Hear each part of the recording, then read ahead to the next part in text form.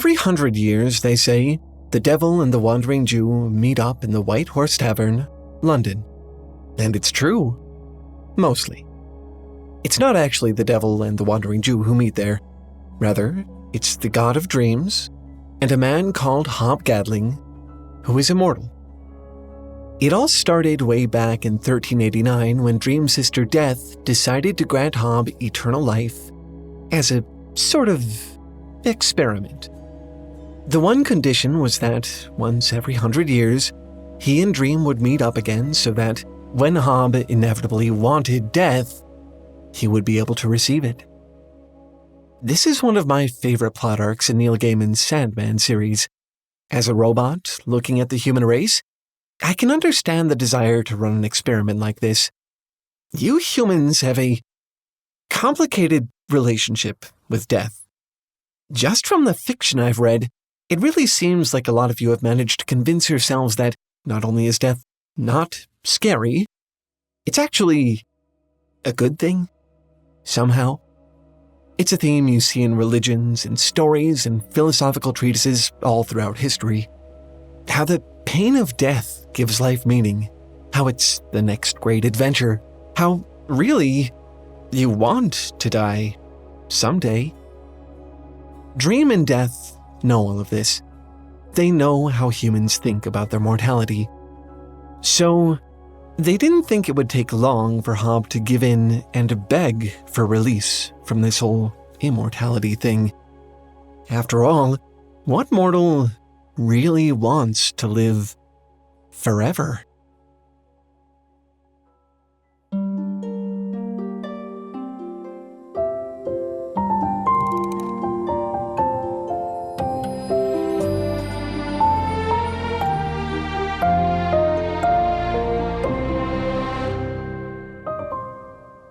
Just so you know, when you're done with this video, there's actually still a lot more left to watch. If you've ever been curious about how we make Foundry, our humans have recently started doing a series of videos about that very thing. It's called Behind the Machines, and you can watch it right now, only on Nebula. Just visit nebula.tv/TaleFoundry to get started.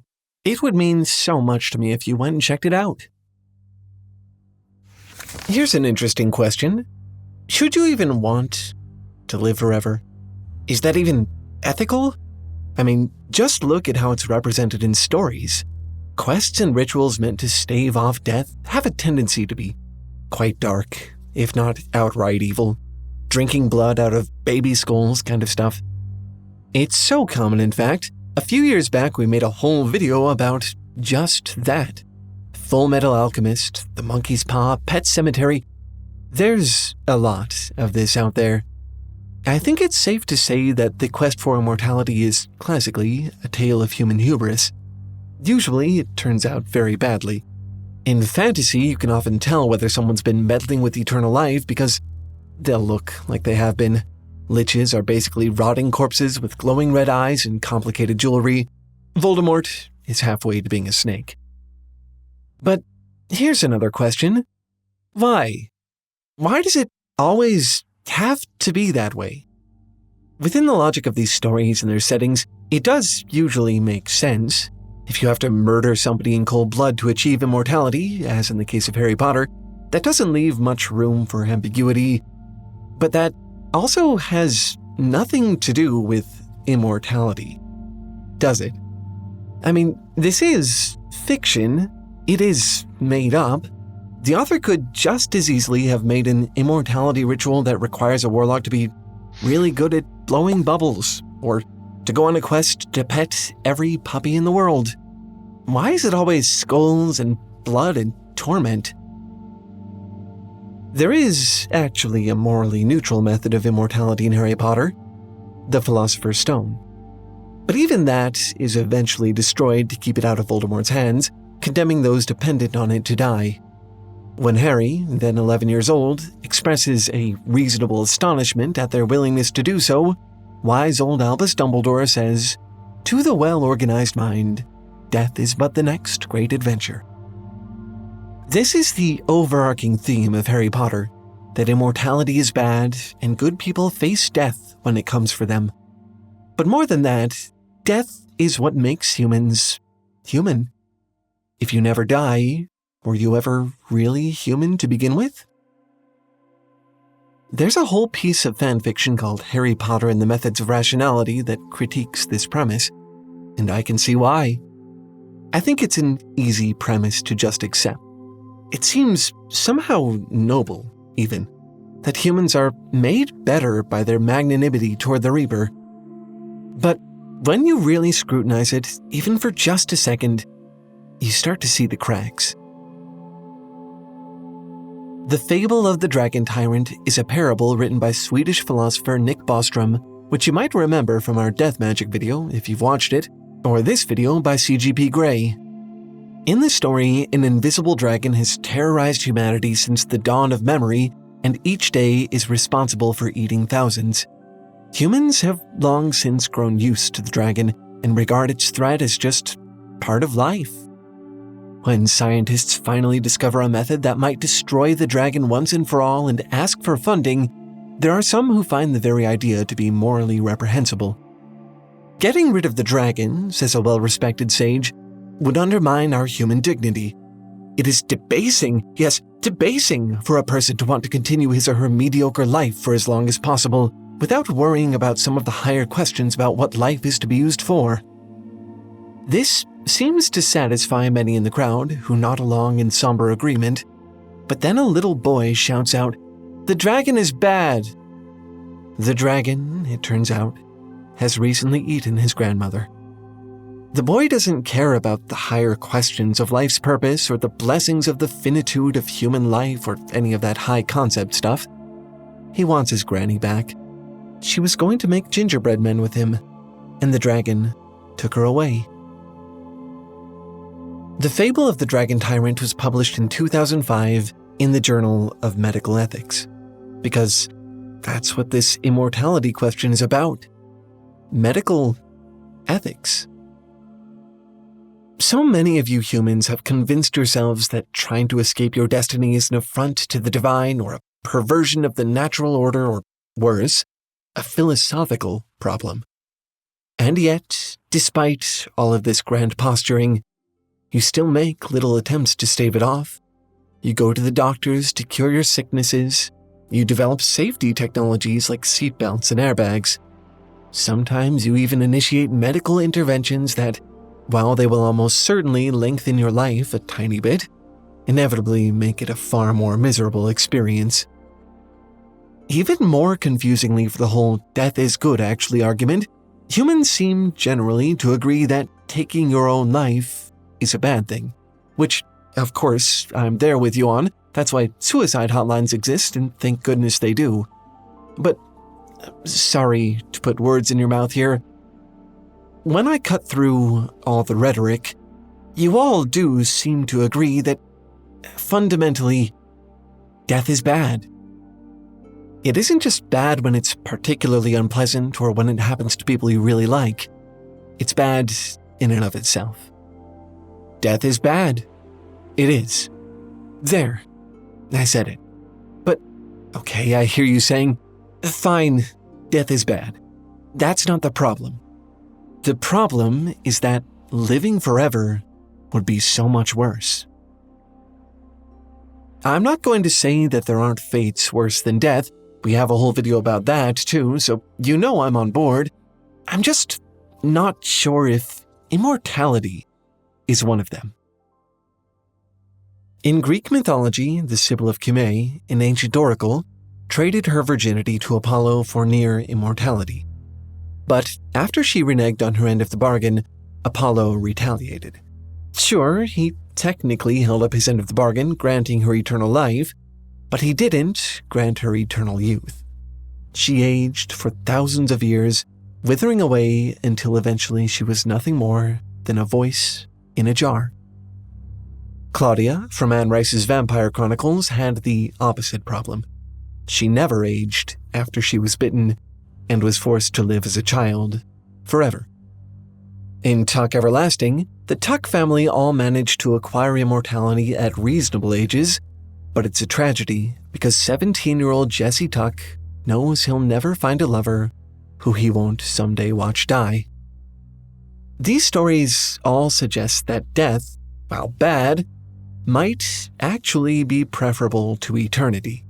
That with eternal life, inevitably, one finds eternal suffering. But again, does it have to be that way? I mean, none of this is an actual downside of immortality itself. Again, this is fiction. Why couldn't you stop aging around 25 or 30 or whatever age is best for you? These aren't built-in conditions of immortality, they're side effects.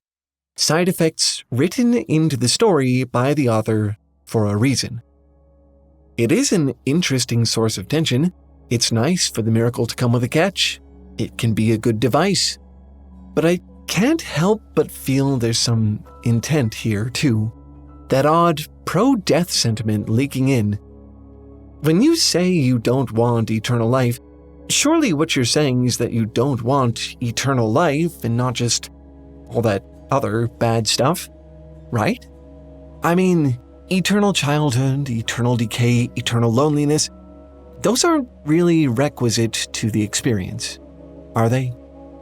Why make them part of the fantasy over and over? Doesn't it feel sort of contrived? Like you would need some reason to want to put the story together that way? What if it just wasn't like that? Let's say you get your eternal life, but this time you also get your health and youth alongside it. You didn't even have to do anything reprehensible to get it. You get to exist in a good, desirable state of being for the rest of time. And let's say everybody else gets it too, so you'll never have to be alone. We'll even throw in animals. How about that? No more 9 lives, cats, just a single eternal one. What could possibly be wrong with that? There is a story that sort of addresses this exact scenario. It's called Football 17776, and it takes place 15,000 years after everyone on the planet mysteriously becomes immortal and invincible all at once. If that sounds interesting to you, we've already done a whole video about it here. Is it just me, or am I saying that a lot today? In 17776, the universe will never die. The sun will never burn out. People can't have kids anymore, so overpopulation isn't an issue. An omnipresent network of nanobots is always available to instantly heal any injury, cure any sickness, and provide you with food and water. The only remaining problem in this world, really, is boredom. The humans of 17776 are constantly trying to distract themselves from the eternity of life that looms ahead of them. It doesn't matter how much they want to do with their lives. When the amount of time they have to fill is infinite, they can't not run out. And while 17776 doesn't address them directly, there are other scarier scenarios as well. What if you got trapped somewhere, like in a cave, for the rest of eternity? What if you're somewhere you can't help but be grievously injured, like a pool of lava, but the nanobots heal you just fast enough to keep you from dying? That sounds like a nightmare. Of course, this is only an issue because the humans in this story can't die even if they want to. And I suppose that's the shining essence of immortality, isn't it? The core that remains when everything superfluous is shucked away. If you're immortal, you can't die. You don't have a choice in the matter. But again, this is fiction. Does that really have to be the case? I mean, why does immortality have to mean permanent immortality? Why can't it just have, I don't know, an off switch? Maybe that's the crux of the issue. How many people, after being allowed to experience immortality, would eventually grow sick of it? In the series The Good Place, the characters set about engineering a new version of heaven, a wonderful, peaceful place where those who have conquered the personality flaws that plague them in life can relax for eternity. But there's also a door which, when entered, ends your existence completely. The 4 main characters spend an immeasurable amount of time in this new, improved good place, but at the end of the last episode, All but one of them decide to go through the door. Maybe it's just me, but what's the downside here? This seems to be a version of immortality without a catch. So, what gives? If you know full well that you can imagine versions of immortality that are just awesome, why keep adding all these terrible things to it? Why tell so many stories where it's clearly evil or comes with some terrible, torturous catch or just ends up really, really boring forever?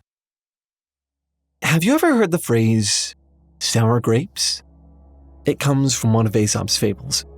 A fox spies some juicy grapes on a vine at the top of a tree. He jumps, he climbs, but after hours of trying, they remain just out of reach. Frustrated, he eventually gives up and slinks away, saying, "Whatever, those grapes are probably sour anyway." I wonder if all of this demonization, all of these unnecessary, unpleasant side effects, aren't just a giant collective case of sour grapes. You humans know that someday, no matter how good or smart or important you are, no matter how strong or healthy, you will die. You will die, and there's nothing you can do about it. Immortality is, like those grapes, out of your reach. So, since you know you can't have it, you convince yourselves that you don't want it in the first place. Actually, immortality isn't good. It's evil. It's scary. It's boring. It's worse than death could ever be. But deep down, you know, don't you? You know that all of this is simply, as the kids would say, a cope. A comfortable delusion. Because the truth is, it doesn't matter whether or not you want eternal life. You can't have it. And honestly, that's fine. Immortality is a made-up concept anyway. Of course you can't have it. It's fiction. It doesn't even exist. But remember, we're not talking about an eternity of suffering or an eternity of bliss here. We're talking about life. Just an eternity of life. Doesn't that strike you as sad? That in reaching for some way to comfort yourself about the ephemerality of life, the thing you've sunk your teeth into is the idea that life itself just isn't that great? That you wouldn't take more of it if you could get it? That its goodness is only a function of its brevity? Shouldn't you want to live? It's the 20th century. Dream and Hobgadling have been meeting in the White Horse Tavern for hundreds of years at this point. Sometimes he's had a good century, often not so much. During his immortality, he's experienced poverty and illness and loss. He inevitably outlives everyone he ever loves. Life is often hard and painful. This is far from an ideal immortality. The miracle does, in fact, come with some of the usual catches. But Dream and Death were wrong. No matter how bad the last century was, he always wants to keep going. After all, he says, even after hundreds of years, he still has so much to live for. So, what do you do with this limited, beautiful window of life you've been afforded? If you really want it to be fulfilling, you're probably going to have to spend a little time learning, getting your basics down, maths, sciences, those things. Unfortunately, on an institutional level, that just isn't true for a lot of people anymore, especially when it comes to education. Public school isn't really a one-size-fits-all solution, and seeking your own education is increasingly reserved for people with enough money to pay for it. But it doesn't have to be that way. Our sponsor, Brilliant.org, can make all of that far more affordable and far more fun than it's ever been before. Brilliant has really been helping me broaden my horizons. I can always go to the site, click into a course, pick up where I left off, and take in a bite-sized piece of the fundamentals I've been missing. Whether it's maths, science, physics, anything and everything STEM, Brilliant has something for you. Lately for me, it was Brilliant's Thinking in Code class, which I feel is oddly appropriate for me. I can really feel it just opening up a whole new world to me that I had almost no idea was there before. Slowly but surely, as I educate myself in this way, the AI revolution isn't looking quite so intimidating anymore. And to be perfectly honest, it doesn't even really feel like studying. A lot of what you do on Brilliant might be better classified as mini-games. Look how interactive and fun these are. This one even has robots. Because Brilliant is so simple, moves at your pace, and starts at the very fundamentals, this is actually something that's really sticking for me. Almost like a personal tutor or coach. A legitimate, accessible, affordable, easy education, even for someone like me, with my head in the clouds and my face ever buried in fiction. And the best part? You can start for free. Visit brilliant.org/TaleFoundry or click the link in the description to get your first 30 days for free. And if you like what you see and you want to sign up, Talefoundry fans get 20% off. Just make sure you use our link. Again, visit brilliant.org/TaleFoundry to get your first 30 days for free and 20% off a year subscription. Don't let something as simple as a lack of education hold you back. Try this out for free and be as brilliant as I know that you can be. Anyway, that's all for this one. Thanks for watching and keep making stuff up. I'll see you next week. Bye!